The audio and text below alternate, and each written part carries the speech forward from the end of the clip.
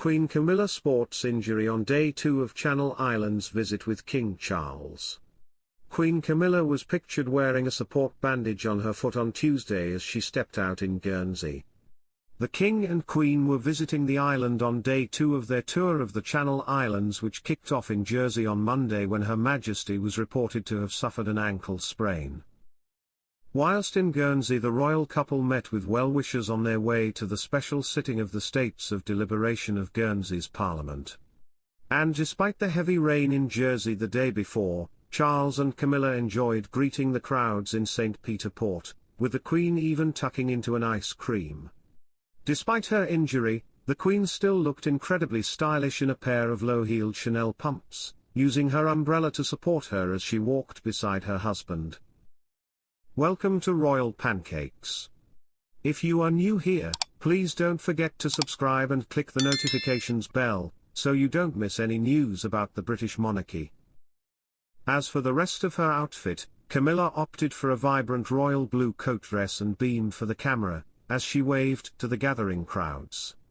Charles was in high spirits as he met with well-wishers wearing a summery, light grey suit, silver tie and blue pocket square to match his beloved wife. The King and Queen couldn't have looked happier as they made their way past members of the public who had gathered to see them. Charles pictured during the special sitting of the States of Deliberation of Guernsey's Parliament. The King is known as the Duke of Normandy on the Channel Islands, dating from when William the Conqueror's son, Henry I, seized the Duchy of Normandy, including the islands, in 1106. At official functions, islanders raise the loyal toast, "To the Duke of Normandy, our King." The state's sitting was followed by a ceremony of homage, a tradition that is observed when the monarch first visits Guernsey.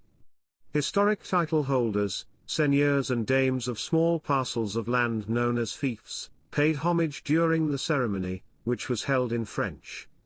During the ceremony, Charles was presented with some ceremonial silver spurs. Whilst in Guernsey, the King and Queen met with the daughters of a Navy veteran who taught the King how to fly helicopters. Trisha Voot and Karina Howitt explained how delighted they were to have been invited to a tea party following their father and Guernseyman, Peter Voot's, death in February. "The King wrote to us personally after our father had passed. It was very kind and not expected. It was like a posthumous gift from our dad. He was very private about it. So we were very surprised to hear, and we were very touched that he remembered him. We thought we would get a generalized note saying the King passes on his condolences, but it was the sheer kindness of the letter, which is very private, and the flowers that he sent us that moved us very deeply." Mr. Voot, who had a distinguished career in the Royal Navy, was also an usher at Charles and Diana's wedding in 1981. When asked how their father spoke of the King, his daughters said, "They were all young and happy times. Our father always spoke very well of him, very personally of him, and that follows through to all the family. He always said he was one of the most natural pilots he'd ever taught, and he always said that he was just really good fun, a really good person. He rated him extremely highly. They've kindly asked us to be here because of that."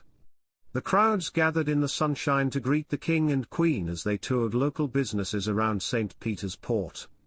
Charles was greeted with cheers, handshakes and even a kiss from one local. The King took a sip of Charles Golden Ale from the Little Big Brew Company, a local craft brewery established in 2020. The new brew was created to celebrate the King's coronation.